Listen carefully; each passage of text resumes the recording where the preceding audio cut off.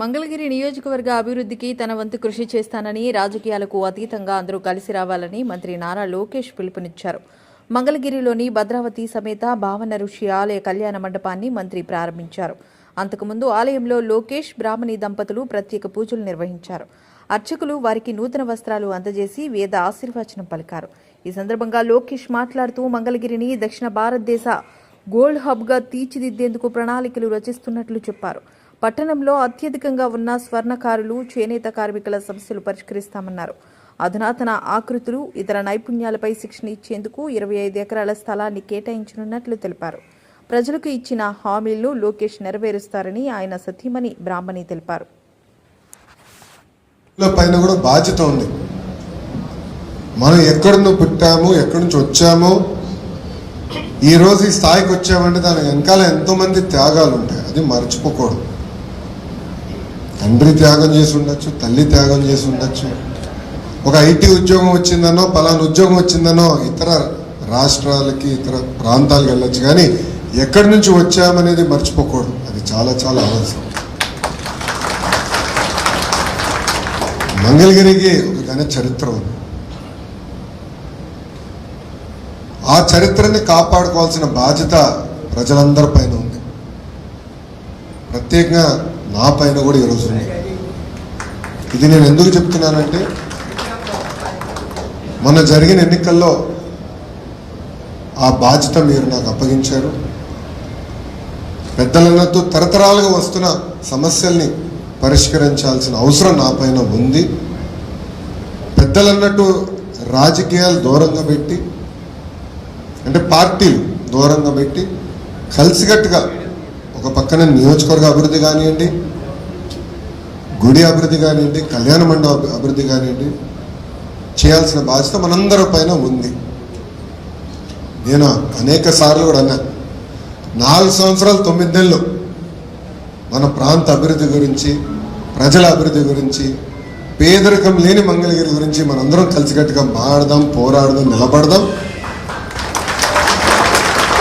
చివరి 3 నెలల మటుకు రాజకీయం చేద్దాం. అంటే ఎన్నికలు వస్తాయి కదా, 3 నెలల మటుకు మనకి యుద్ధమే కదా, అప్పుడు పోరాడదాం. కానీ 4 సంవత్సరాలు 9 నెలలు పక్కన పెట్టి హెరాస్మెంట్ కానీ, ఒక్క నిమిషం స్వామి, ఒక్క నిమిషం మాట్లాడినాడు. ఇంకా పూర్తి చేయాలి, నాదేం మీరు మాట్లాడు, నన్ను పూర్తి చేయని మీరు మాట్లాడు. రాజకీయాలు దూరంగా పెట్టుకుని కలిసికట్టుగా అందరం పనిచేసి అభివృద్ధి చేసుకోవాల్సిన బాధ్యత మనందరి పైన ఉంది. పెద్దలు హనుమంతరావు గారు మేము పైన కూర్చున్నప్పుడు మిగతా వాళ్ళు మాట్లాడేటప్పుడు కొన్ని సూచనలు చేశారు. తప్పనిసరిగా కమిటీ పెద్దలతో, హనుమంతరావు గారితో, అబద్దయ్య గారితో, అనురాధ గారితో, శ్రీను గారితో, రాజు గారితో, జానకి అమ్మ గారితో మేము కూర్చుంటాం, మేము మాట్లాడుకుంటాం, సమస్యలు మేము పరిష్కరిస్తాం. శాశ్వతమైన పరిష్కారం ఎత్తుకోవాల్సిన అవసరం మన పైన ఉంది. ఏదో వచ్చి మళ్ళీ తాత్కాలికంగా ఆలోచించకుండా సమస్యలకి శాశ్వతమైన పరిష్కారం చేయాల్సిన బాధ్యత మన పైన ఉంది. ప్రత్యేకంగా నా పైన బాధ్యత పెరిగింది. ఇది రాజకీయ వేదిక కాదు కనుక నేను ఇచ్చిన హామీల గురించి నేను మాట్లాడలేదు. ఇక్కడ పని ఆల్రెడీ ప్రారంభించాను, నాకు వచ్చే ఫలితాలు మీరు చూస్తారు. నేను తీసుకునే ప్రతి అడుగు మన సమస్యలు శాశ్వత పరిష్కారానికి వేసే అడుగు అది. మన గౌరవ ముఖ్యమంత్రి నారా చంద్రబాబు నాయుడు గారు కూడా ప్రభుత్వం ఏర్పడిన వెంటనే మొదటి కార్యక్రమం పెన్షన్ ఇచ్చే కార్యక్రమం మంగళగిరి నియోజకవర్గంలో చేశారు. అక్కడ కలెక్టర్ గారికి స్పష్టమైన ఆదేశాలు జారీ చేశారు. ఆర్థిక పరంగా అయ్యేది పనులు ఏంటి, డబ్బులు అవసరం లేని పనులు కొన్ని ఉంటాయి. ఆ రెండు మీరు విడగొట్టి తొందరగా ఎస్టిమేట్లు ఒక పక్కన వేస్తూ ఉండండి, ఇంకో పక్కన ఈ ప్రక్రియ కూడా ప్రారంభించండి. అవసరమైతే క్యాబినెట్ కూడా తీసుకురండి, నేను ఆమోదం పలుకుతాను. ప్రజలు ఇక్కడ బాధ్యత పెంచారు నా పైన అని స్వయంగా గౌరవ ముఖ్యమంత్రి చంద్రబాబు నాయుడు గారే చెప్తాం జరిగింది. సో మా పైన బాధ్యత పెరిగింది అంటే ఎలాంటి సందేహం లేదు. ప్రత్యేకంగా మీ లోకేష్ పైన కూడా బాధ్యత పెరిగింది అంటే ఎలాంటి సందేహం నాకు లేదు. తప్పనిసరిగా శాశ్వతమైన పరిష్కారం ఎత్తుతాం. నేను మన మంగళగిరి మన లోకేష్ కార్యక్రమంలో కూడా పెద్దలు ఇంటికి వెళ్ళినప్పుడు కూడా ఇదే చర్చకు వచ్చింది. కమిటీ సభ్యులందరూ కూడా అక్కడనే ఉండే, వాళ్ళందరితో మేము చర్చించాం. అందరినీ కూర్చోబెట్టి నేను ఆ రోజే హామీ ఇచ్చా గురుగారికి, కూర్చోబెట్టి శాశ్వతమైన పరిష్కారం ఎత్తుతానని చెప్పా. దాన్ని నేను ఇప్పుడు కూడా కట్టుబడి ఉన్నాను. దాంతోపాటు పెద్దలు నేను కోరేది, యువకుల్ని కూడా ప్రోత్సహిద్దాం, స్లోగా తీసుకొద్దాం. వాళ్ళపైన కూడా బాధ్యత పెడదాం.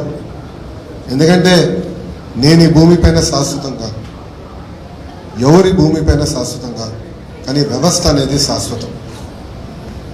సో యువకులకి అవగాహన తీసుకురావాలి, బాధ్యత పెంచాలి, అందరం కలిసికట్టుగా ఇది ముందలు తీసుకెళ్లాల్సిన అవసరం ఉంది. దానికి పెద్దలు కూడా కోరేది యువకులు కూడా ఎక్కువ లాగుదాం, వాళ్ళు రారు పట్టుకుని లాగుదాం, భాగస్వామ్యం చేద్దాం.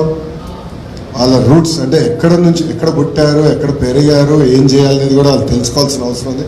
ఆ పవిత్రమైన బాధ్యత ముందలు తీసుకెళ్దామని పెద్దలు కూడా నేను కోరుకుంటూ, నాకు ఇంత అద్భుతమైన అవకాశం ఇచ్చిన మంగళగిరి ప్రజలకి, కమిటీ సభ్యులకి, హనుమంతరావు గారికి, మన అనురాధ గారికి, రాజు గారికి, అబద్దయ్య గారికి, మన శ్రీను అన్నకి, జానకమ్మ గారికి, అందరికీ పేరు పేరున నా హృదయపూర్వక ధన్యవాదాలు తెలుపుకుంటూ మీ అందరి దగ్గర నుంచి నేను సెలవు తీసుకుంటాను.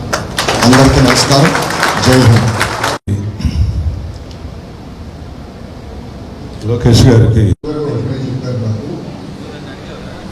ఏం చేస్తే బాగుంటుందని నాకైనా చెప్పారు.